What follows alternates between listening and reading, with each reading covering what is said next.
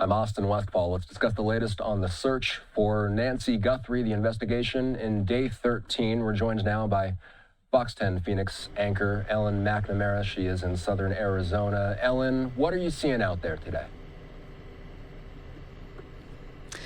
Hey, Austin. Well, you know, we actually thought that there was some activity earlier in the morning. A deputy showed up, a couple of people as well, and they moved towards Nancy Guthrie's swimming pool. We thought maybe they were here for another look at something, but it turned out to be the pool guy here to clean her pool. It was a little bizarre, but kind of also a reminder that life is still moving on, even though she right now is nowhere to be found.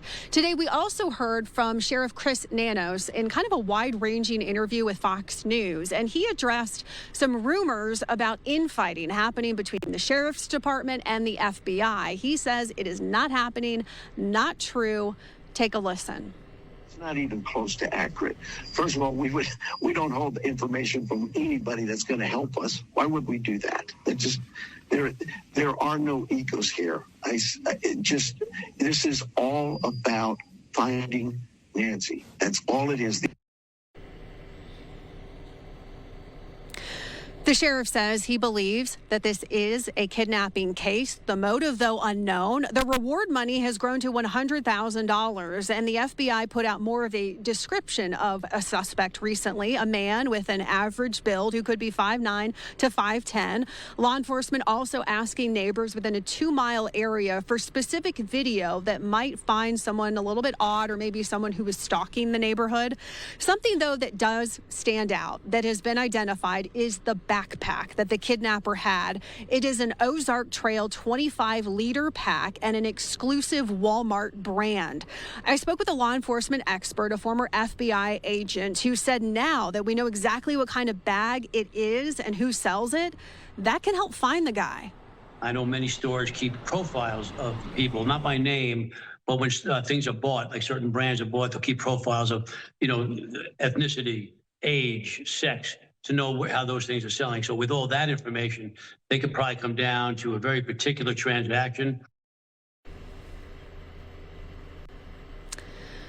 It was a really fascinating interview with Michael Tabman, again, a former FBI special agent in charge. So he really did have a high position within the FBI. And I was able to find the backpack, specifically this Walmart exclusive brand backpack, 25-liter, and it's only $10. And something also that Michael Tabman said was the fact that it's a pretty cheap bag, really not very elaborate, and also the way that the suspect was holding the gun just kind of in the front of his pants makes him believe this is an amateur job. But right now, obviously they're getting away with it, but in his opinion, the suspect is an amateur. Austin. We were hearing from authorities, Ellen, that new forensic analysis, they say they believe that this is a male suspect, height of 5'9" to 5'10". How big is that backpack?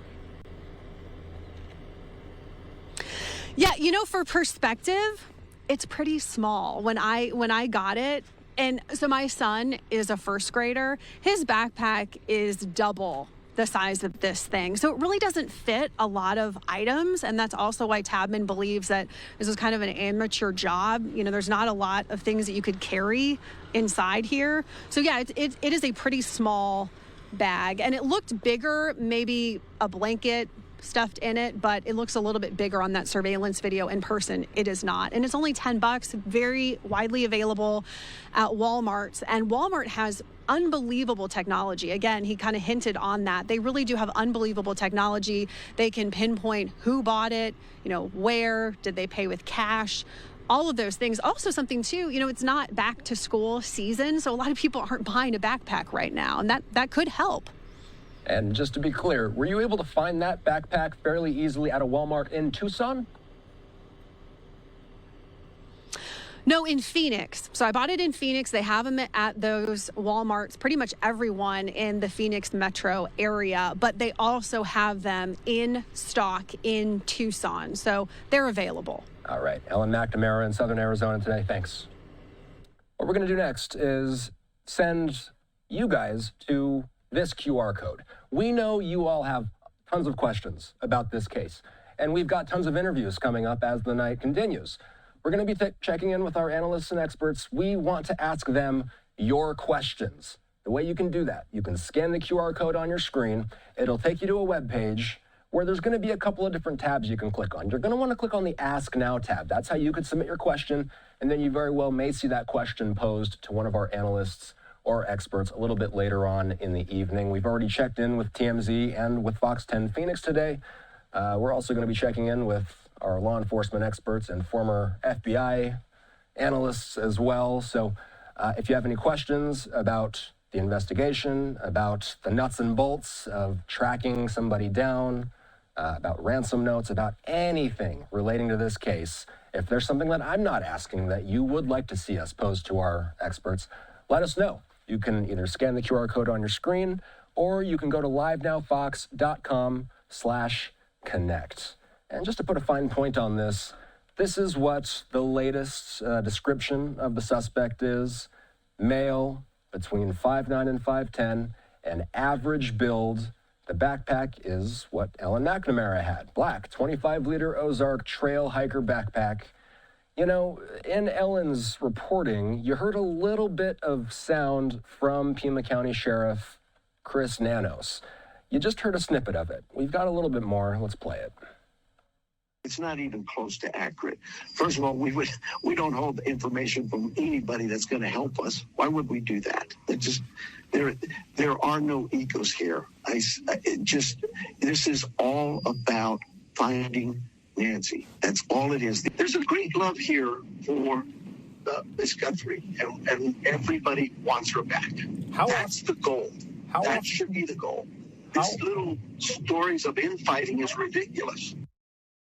Why split your evidence to two different labs that could create a conflict, but more importantly, it adds that additional step. This lab has this piece, this has this piece.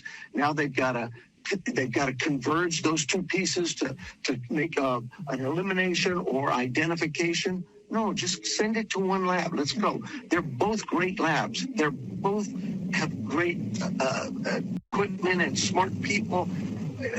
We trust the FBI's crime lab. We've used them before. But in this case, we just started with this lab. It's just that simple. And we talked to the FBI about it, and they agreed. We never took the glove out of that house. We have DNA from various sources in the house. We knew that, but we knew that when we processed the scene that there was a chance to recover DNA. That has proven to be the case with our labs reporting back to us. But we have no glove. We never had a glove in that house. Okay. We never found glove on that property. Was Nancy's blood found inside the house? Yeah. Yes? You know what? I know that her blood was found outside. Okay. At that front stoop. I know that we have DNA of hers inside, but I cannot tell you that it's blood. The whole family has my number. That was part of this too. It was just getting crazy out there with the accusations about the family. Come on, people.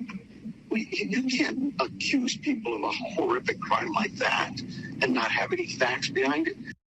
All right, so those were snippets of Sheriff Nanos speaking earlier today. We will let you know if we get a more comprehensive interview, more comprehensive one-on-one perhaps, with the sheriff, or if a press conference gets called. I haven't seen one since Thursday of last week.